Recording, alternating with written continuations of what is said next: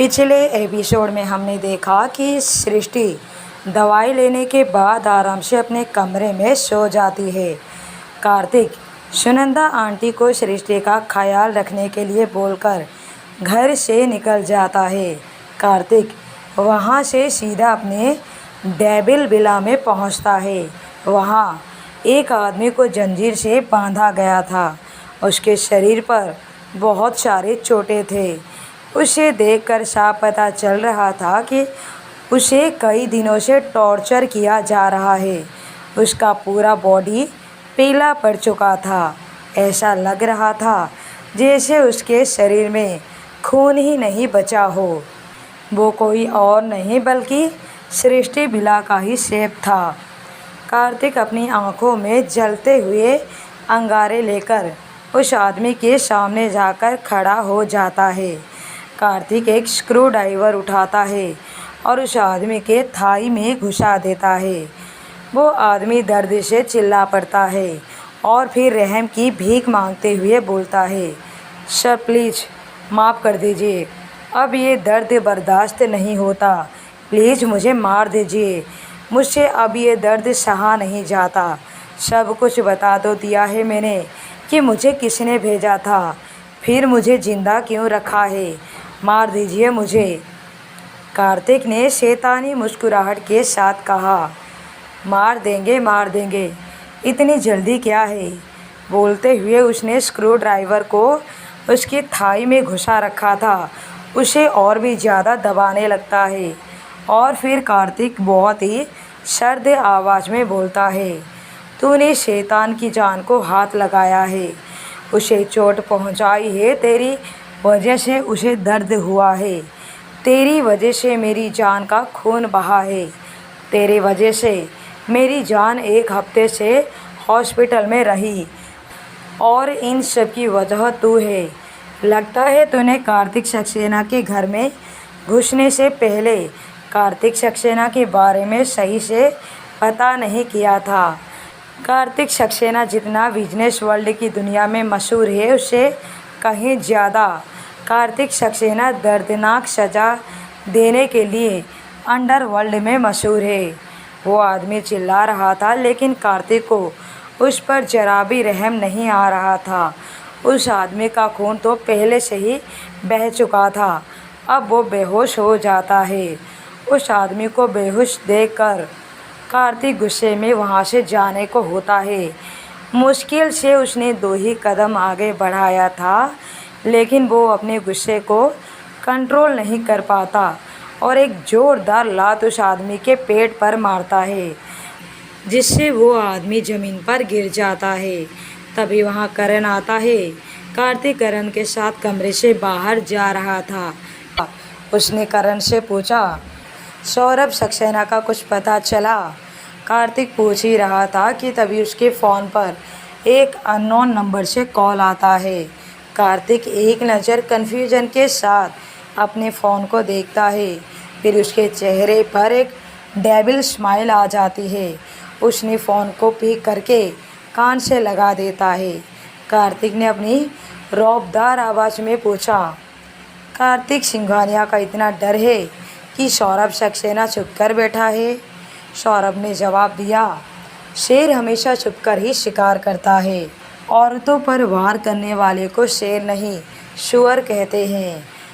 कार्तिक की बात सुनकर सौरभ ने चिल्लाते हुए कहा, जवान संभाल कर बात कर कार्तिक सक्सेना, शेर की मांद में घुसकर उसकी शेरनी पर वार किया है मैंने, तो तू मुझे किस एंगल से शुअर समझ रहा है? दरअसल सौरभ सक्सेना कार्तिक सक्सेना का बिजनेस राइवल है। हाल ही में एक टेंडर को लेकर दोनों के बीच में लड़ाई हुई थी। दोनों ने ही उस टेंडर को भरा था, लेकिन वो टेंडर कार्तिक को मिल गया था। इसलिए सौरभ सक्सेना कार्तिक से बदला लेने के लिए उसके घर में एक आदमी को शेफ बनाकर भेजा था, ताकि कार्तिक सक्सेना के घर में रहकर कार्तिक की कमजोरी का पता लगा सके। जिस आदमी को अभी अभी कार्तिक टॉर्चर कर रहा था, यही वो आदमी था जिसे सौरभ सक्सेना ने भेजा था और उस आदमी ने कार्तिक की कमजोरी उसकी बीबी बताई थी। सौरभ सक्सेना ने उस आदमी को जहर लाकर दिया था ताकि वो मौका देखकर सृष्टि को जहर दे सके, लेकिन वो जहर उपासना जी के हाथ कैसे लगा ये हम आगे की चैप्टर में देखेंगे। कार्तिक बहुत ही सर्द आवाज़ में सौरभ को बोलता है, कार्तिक सक्सेना की जान पर हाथ डाला है तूने, बहुत ही जल्द उसके नतीजे भी तुझे मिल जाएंगे, क्योंकि कार्तिक सक्सेना बोलने से ज़्यादा एक्शन पसंद करता है। बोलकर कार्तिक कॉल कट कर देता है। यहाँ सृष्टि विला में दोपहर का समय था। सृष्टि जब सोकर उठती है उसे पता चलता है कि कार्तिक घर पर नहीं है। ये पता चलते ही उसके चेहरे पर एक खतरनाक डेविल स्माइल आ जाती है। सृष्टि अपने कमरे से निकलती है, हॉल रूम में आकर सोफे पर बैठती है। फिर सृष्टि ज़ोर से चिल्लाती है, उपासना, उपासना। सृष्टि की आवाज़ सुनकर उपासना जी हैरानी भरे भाव लेकर हॉल रूम में आते हैं। सृष्टि को देखकर गुस्से में बोलती है, ये क्या तरीका है सृष्टि अपने बड़ों से बात करने का। सृष्टि उपासना को देखकर सोफे से खड़ी हो जाती है, उसके सामने जाकर खड़ी हो जाती है। उसकी आंखों को देखकर उपासना को डर लगने लगता है। सृष्टि आज बिल्कुल भी मासूम नहीं लग रही थी। आज सृष्टि को देखकर कोई नहीं बोल सकता कि ये वही लड़की है जिसके चेहरे पर हमेशा मासूमियत छलकती रहती है, जिसके दिल में हमेशा दया के भाव से भरा रहता है। सृष्टि एक नज़र उपासना को देखती है, फिर एक ज़ोरदार थप्पड़ की आवाज़ पूरे हॉल में गूंज जाती है। और ये थप्पड़ सृष्टि ने उपासना को मारा था। थप्पड़ मारने से उपासना ज़मीन पर गिर जाती है और अपने गाल पर हाथ रखकर बहुत ही हैरानी से सृष्टि को देखती है। फिर उपासना जी ने हकलाते हुए कहा, तुमने मुझे थप्पड़ मारा। सृष्टि का चेहरा एकदम सीरियस था। सृष्टि पंजों के बल पर ज़मीन पर बैठ जाती है। उपासना जी को अपनी जलती हुई निगाहों से देखते हुए बोलती है, सुधरोगी नहीं ना तुम लोग। इतनी मुश्किल से मेरे लाइफ में सब कुछ ठीक हुआ है, लेकिन ये भी अब तुम लोगों से बर्दाश्त नहीं हो रहा है। एक पनौती गई नहीं कि दूसरी हाजिर। आराम से जीने नहीं दोगे ना मुझे और मेरे पति को। किसी का हमदर्द बनने की औकात तो नहीं है तुम में, लेकिन दर्द देने के लिए तैयार रहते हो। सृष्टि की बातों से और उसकी हरकतों से उपासना को बहुत ही ज़्यादा डर लग रहा था। उपासना अंदर तक डर से कांप गई थी सृष्टि का ऐसा रूप देखकर। सृष्टि बहुत ही ज़्यादा गुस्से में लग रही थी। उपासना जी पहली बार आज सृष्टि का ये रूप देख रही थी। सृष्टि एक झटके से खड़ी हो जाती है और कहती है, ऐसा कभी नहीं थी सृष्टि, लेकिन आप लोगों ने मुझे आपके जैसा बनने पर मजबूर कर दिया। मुझे पुराने वाली सृष्टि समझने की गलती बिल्कुल मत करना। पुराने वाली सृष्टि तो उसी दिन मर गई थी जिस दिन उसे सक्सेना विला से आधे अधूरे कपड़ों से घर से बाहर निकाल दिया गया था, वो भी आधी रात को। उसी दिन वो सृष्टि वहीं मर गई थी। अब ये सृष्टि अपने हक को छीनना अच्छे से जानती है। अब तक बात मुझ पर थी तो मैं थोड़ी नरमी से पेश आ रही थी। आप अभी तक इस घर में पड़ी हुई थी। अगर बात मेरे रिश्ते पर ना आती, मेरे और मेरे पति के बीच में दरार पैदा करने की बात ना होती, तो मैं तुम्हें माफ़ कर भी देती। लेकिन तुमने तो मेरे और मेरे कार्तिक के बीच आने की जुर्रत की, तो मैं भी तुम्हारी दुनिया को मिटाने के लिए एक पल नहीं लगाऊंगी। सृष्टि की बातें सुनकर उपासना जी भी अपने चेहरे से अच्छाई का मुखौटा हटा देती है और सृष्टि की तरफ देखकर हंसने लगती है। कहती है, पति ने 4 दिन हंसकर बातें क्या कर लिया। तुम तो अपने आप को सक्सेना एम्पायर की मालकिन ही समझने लगी हो। मैं मानती हूँ कि कार्तिक जब प्यार करता है तो एक समय एक औरत से ही करता है। पहली औरत के होते हुए दूसरे की तरफ आंख उठाकर भी नहीं देखता। इतना बोलकर वो खड़ी हो जाती है। सृष्टि के सामने आ जाती है और सृष्टि के चारों तरफ घूमकर अपने चेहरे पर शैतानी मुस्कुराहट लाते हुए बोलती है, तुम शायद भूल रही हो, तुमसे पहले उसकी ज़िंदगी में अनामिका थी। जब तुम उसकी ज़िंदगी में आई तो कार्तिक ने अनामिका को अपनी ज़िंदगी से धक्के मार कर निकाल दिया। अब आगे ऐसा भी हो सकता है कि कार्तिक के ज़िंदगी में तुमसे भी ज़्यादा खूबसूरत लड़की आ गई तो वो तुम्हें भी धक्के मार कर निकाल देगा। फिर किस बात का घमंड है तुम्हें? ये मर्द जात होती ही ऐसी है, ये कभी किसी एक पर टिक कर नहीं रह सकता।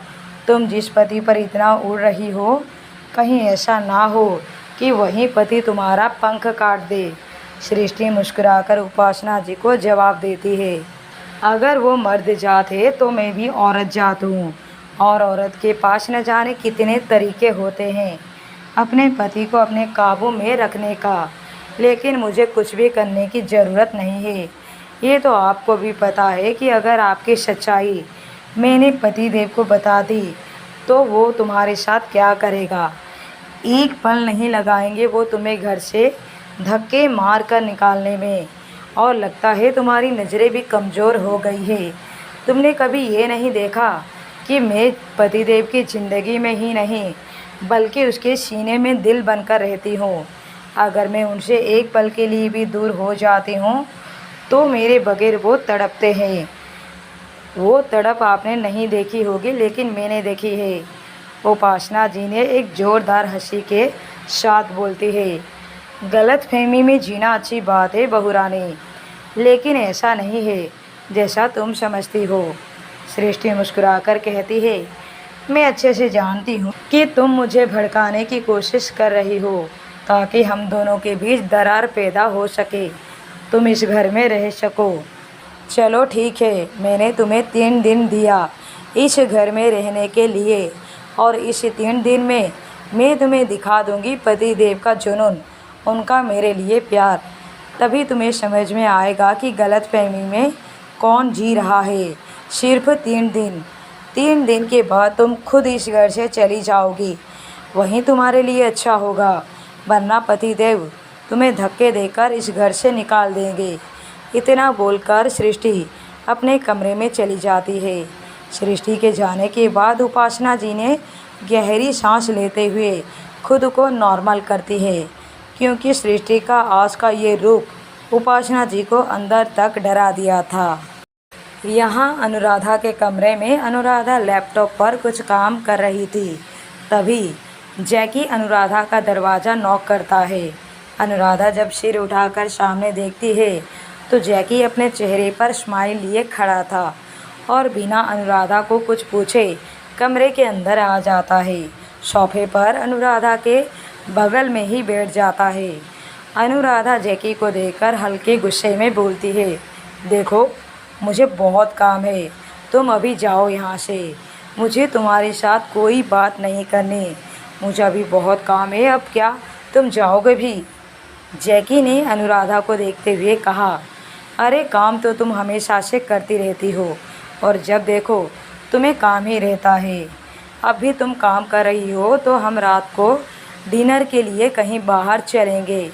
अनुराधा बिना जैकी की तरफ देखकर बोलती है, नहीं मुझे रात को भी काम है, मुझे हॉस्पिटल जाना है, इसलिए मैं तुम्हारे साथ कहीं नहीं जा रही।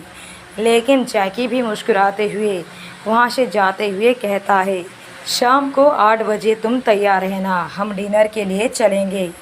तैयार रहना, कुछ रेड कलर का पहनना, तुम पर रेड कलर कुछ ज़्यादा ही अच्छा लगता है। Okay bye. जैकी की बात सुनकर अनुराधा को बहुत गुस्सा आता है। उसने खुद से कहा, बहुत शौक़ है ना इसे मेरे साथ डिनर पर जाने का, आज मैं इसकी सारी ख्वाहिशों की धज्जियाँ ना उड़ा दी तो मेरा नाम भी अनुराधा सक्सेना नहीं। यहाँ सृष्टि का कमरा। आज उपासना जी ने अनामिका का नाम सृष्टि के सामने लेकर सच में उसके दिल पर 1000 खंजरों से एक साथ वार किया था। अनामिका का नाम सुनकर सृष्टि को आज भी फर्क पड़ता है। आज भी सृष्टि के सीने में अनामिका का नाम किसी खंजर की तरह चुभ जाता है। सृष्टि अपने कमरे में बैठी हुई पुराने वाले दिन को याद करने लगती है। कार्तिक और सृष्टि के शादी वाले दिन ही कार्तिक का तलाक की बात करना, पूरी शादी में अनामिका का कार्तिक से चिपके हुए रहना, शादी के 3 साल तक कार्तिक का इंतज़ार करना, 3 सालों में मुश्किल से 5-6 बार ही कार्तिक की झलक देख पाना। फिर सृष्टि को वो दिन याद आ जाता है जब पार्टी वाले रात सृष्टि ने कार्तिक और अनामिका को किस करते हुए देखा था। सृष्टि की आंखें बंद हो जाती है और उसकी आंखें बंद होते ही आंसू का एक कतरा सृष्टि की आंखों से भर जाता है। कहते हैं अतीत हमारा पीछा तब तक नहीं छोड़ता जब तक हम उसकी डोर को काट कर खुद से अलग नहीं कर देते। अगर अतीत में ही हम हमेशा बैठे रहेंगे तो आने वाले ज़िंदगी को कैसे बेहतर बना पाएंगे। अपने अतीत को याद करके सृष्टि की आंखों से आंसू बहने लगते हैं। न चाहते हुए भी सृष्टि के सीने में एक अजीब सा दर्द होता है। वही दर्द सृष्टि की आंखों में आंसू बनकर बह जाते हैं। सृष्टि अपने यादों में खोई हुई थी कि तभी उसका फ़ोन रिंग करने लगता है। उसने देखा तो उसके पापा का कॉल था। उसने कॉल पिक किया, अपने पापा से कुछ देर बातें की। उसके बाद उसने गहरी सांस ली, कमरे को चारों ओर से देखने लगी जहाँ पर सृष्टि और कार्तिक की कुछ प्यारी प्यारी तस्वीरें लगी हुई थी। लेकिन आज ये सब कुछ भी सृष्टि के दिल को दिलासा नहीं दे पा रहे थे। ऐसे ही समय बीतता जाता है, रात होती है, कार्तिक घर वापस आता है। अनुराधा जैकी के साथ डिनर के लिए चली गई थी। अजय अपने किसी मीटिंग के लिए घर से बाहर गया हुआ था। डाइनिंग टेबल पर सभी लोग बैठे हुए थे, डिनर कर रहे थे। सृष्टि ने थोड़ा हिचकिचाते हुए अपना गला साफ करते हुए कार्तिक से कहती है, सुनिए, आज पापा का कॉल आया था। वो मुझे कुछ दिनों के लिए दिल्ली बुला रहे थे, तो मैं सोच रही थी क्यों ना मैं कुछ दिनों के लिए अपने पापा के पास चली जाऊं। मेरा भी बहुत मन है पापा से मिलने का। कितने दिन हो गए पापा से मिले हुए। सृष्टि की बात सुनकर कार्तिक खाना खाते हुए रुक जाता है। एक पल कुछ सोचकर फिर बिना किसी भाव के बोलता है, ठीक है, लेकिन तुम कितने दिनों के लिए जाना चाहती हो। कार्तिक का एक ही पल में सृष्टि को जाने के लिए हाँ कर देना सृष्टि के दिल को बहुत ही ज़्यादा दुखी कर देता है, क्योंकि सृष्टि को लगा था कि कार्तिक पजेसिव होकर सृष्टि को जाने से मना कर देगा। तभी वो उपासना जी को दिखा पाएगी कि कार्तिक उसके लिए कितना पजेसिव है। एक पल के लिए भी कार्तिक उसे खुद से दूर नहीं करना चाहता। सृष्टि अपने ख्यालों में गुम थी कि उसे फिर से कार्तिक की आवाज़ सुनाई देती है, जो उसे पूछ रहा था, वाइफी, मैं तुमसे कुछ पूछ रहा हूँ। कितने दिनों के लिए तुम जाना चाहती हो और कब जाना चाहती हो। सृष्टि अपने ख्यालों से बाहर आती है और अपने जज्बातों को कंट्रोल करते हुए बोलती है, कितने दिनों के लिए जाना है ये तो नहीं सोचा, लेकिन मैं कल सुबह ही जाऊंगी। ये बोलकर सृष्टि डाइनिंग टेबल से उठ जाती है। कार्तिक कहता है, कहाँ जा रही हो तुम, अभी तुम्हारा खाना ख़त्म नहीं हुआ है। सृष्टि बिना कार्तिक की तरफ देखे बोलती है, मेरा पेट भर गया है। इतना बोलकर वो अपने कमरे में चली जाती है। दूसरी तरफ रेस्टोरेंट में जाकर अनुराधा और जैकी एक प्राइवेट एरिया में बैठे हुए थे। तभी अनुराधा जैकी को बोलती है, तुम मेरे पीछे क्यों पड़े हो, आखिर तुम चाहते क्या हो मुझसे। अनुराधा की बात सुनकर जैकी ने थोड़ा शर्माते हुए कहा, अनुराधा, मैं तुम्हें बहुत पसंद करता हूँ, तुमसे शादी करना चाहता हूँ। अनुराधा ने कहा, लेकिन मैं तुम्हें पसंद नहीं करती, मैं किसी और से प्यार करती हूँ और मैं शादी भी उसी से करूँगी। बेहतर होगा कि तुम अपने लिए कोई दूसरी लड़की ढूंढ लो। इतना बोलकर अनुराधा खड़ी हो जाती है और अपना बैग उठाकर वहाँ से जाने को होती है कि तभी जैकी अनुराधा का हाथ पकड़ लेता है। उसे बोलता है, तुम समझती क्या हो खुद को, इतने दिनों से तुम्हारे पीछे पागलों की तरह घूम रहा हूँ, तुम्हारे हर नखरे को बर्दाश्त कर रहा हूँ, अब तुम मुझे पप्पू बनाकर नहीं जा सकती। अनुराधा हैरानी से जैकी को देखने लगती है। जैकी आगे बोलता है, किसी और से प्यार करती है तो मैं भी देखता हूँ कि वो कैसे तुझे अपनाता है। इतना बोलकर उसने अनुराधा के हाथ को अपने हाथों में कस लेता है।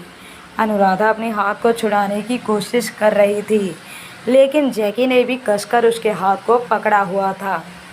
अनुराधा जैकी के साथ ये सोचकर आई थी कि वो आराम से जैकी को मना कर देगी, उसे बता देगी कि वो किसी और से प्यार करती है तो वो उसका पीछा छोड़ देगा। लेकिन अनुराधा ने बिल्कुल नहीं सोचा था कि जैकी उसके साथ इस तरह से बदतमीजी करेगा। अनुराधा ने एटीट्यूड के साथ कहा, मेरे हाथ पकड़ने की गलती भी तुमने कैसे किया? तुम्हें पता है ना कि मेरा भाई कौन है? मैं कार्तिक सक्सेना की बहन हूँ। अगर मेरे भाई को पता चल गया तो वो तुम्हें नहीं छोड़ेंगे। दुनिया के किसी भी कोने में जाकर छुप जाओ, मेरे भाई तुम्हें वहाँ से ढूंढ ही लेंगे और तुम्हारे टुकड़े टुकड़े करके पूरे शहर में बिखेर देंगे। किसी को तुम्हारे लाश का पता भी नहीं चलेगा। मेरे भाई तुम्हारी वो हालत करेंगे, ना तो तुम दफनाने के लायक बचोगे और ना ही जलाने के। अनुराधा की बात सुनकर जैकी को होश आता है। वो मन ही मन सोचता है, बात तो सही है। कार्तिक सक्सेना बिजनेस के वर्ल्ड में ही नहीं बल्कि खतरनाक सज़ा देने के लिए भी मशहूर है। उसने अनुराधा के हाथ को छोड़ते हुए कहा, तुम्हें क्या लगता है कि वो लड़का तुमसे शादी करेगा? अरे तुम्हें तो मेरा एहसान मानना चाहिए कि मैं तुमसे शादी करने के लिए तैयार हूँ, वरना कौन सा लड़का तुमसे शादी करना चाहेगा? कौन सा अच्छा परिवार तुम्हें अपनाना चाहेगा? अरे जब उसे तुम्हारी सच्चाई का पता चलेगा तो वो खुद ब खुद तुम्हें अपनी ज़िंदगी से निकाल फेंकेगा। अनुराधा ने उसे सवालिया नज़रों से देखते हुए पूछा, क्यों नहीं अपनाएगा मुझे? आखिर कमी क्या है मुझ में? जैकी ने अपने सीने पर हाथ बांधते हुए कहा, भले ही कार्तिक सक्सेना ने तुम्हें अपना बहन मान लिया हो, लेकिन सक्सेना परिवार ने तुम्हें अपना सरनेम नहीं दिया है। तुम अपनी माँ की अय्याश का नतीजा हो, जिसे आज तक खुद नहीं पता कि तुम्हारा असली बाप कौन है, क्योंकि तुम्हारे माँ के इतने बॉयफ्रेंड रह चुके हैं कि उन्हें खुद भी नहीं पता कि तुम्हारा बाप कौन है। अनुराधा को आज तक किसी ने इस तरह से नाजायज़ या लावारिस नहीं कहा था, लेकिन जैकी ने उसे इनडायरेक्टली नाजायज़ बोल दिया था। अनुराधा को एक ही पल में ऐसा लगा जैसे किसी ने उसके सिर से उसका आसमान खींच लिया हो। आकाश में उड़ती हुई अनुराधा को ज़मीन पर लाकर पटक दिया हो। जैकी ने जाते हुए कहा, मेरी बात मान लो, मुझसे शादी कर लो, क्योंकि कोई भी तुम्हें शादी तो नहीं करेगा, तुम्हें अपनी बीवी तो कभी नहीं बनाएगा, लेकिन हाँ, तुम्हारी खूबसूरती को देखकर तुम्हें अपनी रखेल ज़रूर बना लेगा। इतना बोलकर जैकी वहाँ से चला जाता है और उसके बोले हुए शब्द अनुराधा के कानों में गर्म शीशे की तरह पिघल रहे थे। अब आगे की कहानी जानने के लिए बने रहिए लव आफ्टर डिवोर्स पर।